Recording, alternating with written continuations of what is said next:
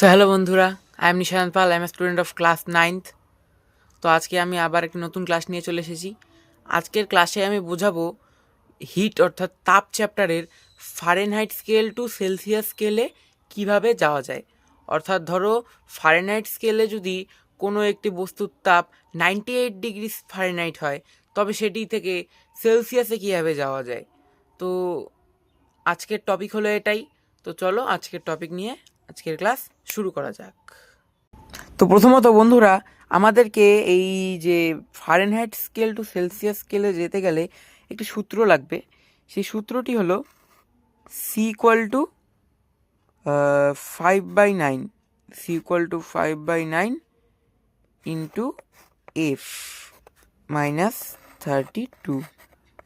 ঠিক আছে, F minus 32। এবার আমি অঙ্ক তো দেখাবো, আগে দেখিয়ে নেই যে এই সূত্রটি আসলো কিভাবে।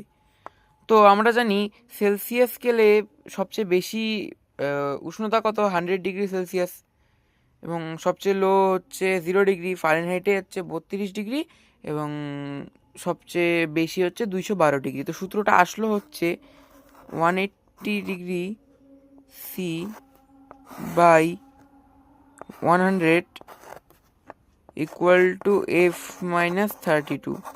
ঠিক আছে, তো এখান থেকে কাটাকাটি করে কি আসলো, 100-র সাথে 180কে 9/5 ইকুয়াল টু এফ মাইনাস 32। তো আমি 9টিকে এখানে মানে গুণ করতে লাগবে না, এবার বজ্রগুণন করবো, আমরা বজ্রগুণন করবো। তো এখানে c/5 equal to F minus 32/9 চলে আসবে। 9 চলে আসার পর কী হবে, আমি এখানে আবার করছি, এখানে তারপরে হবে 9c/5, তারপর ইকুয়াল টু এফ মাইনাস 32। তারপরে যে সূত্রটা আসবে ওটা হলো এটা, এভাবে। তো সূত্রটা এভাবে আসলো। তো এবার আমরা মূল অঙ্কে চলে যাই। সো ধরে নেওয়া যাক যে ফারেনহাইট স্কেলে একটি বস্তুর মানে তাপমাত্রাতে 50 ডিগ্রি ফারেনহাইট। সেলসিয়াসে কত হবে, তখন আমাকে বসাতে হবে 5/9 50 মাইনাস 32।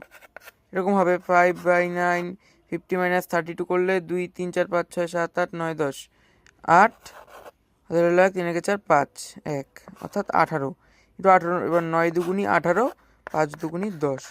অর্থাৎ ফারেনহাইট স্কেলে যেটা, সেটা যদি 50 ডিগ্রি ফারেনহাইট হয়, তবে সেলসিয়াস স্কেলে সেটির তাপমাত্রা হবে 10 ডিগ্রি সেলসিয়াস। ঠিক আছে, এইভাবেই আমরা কিন্তু সহজেই, খুব সহজেই এই যে ফারেনহাইট স্কেল টু সেলসিয়াস স্কেলে বের করতে পারবো। তো আজকের ক্লাস এতটুকুই, ধন্যবাদ।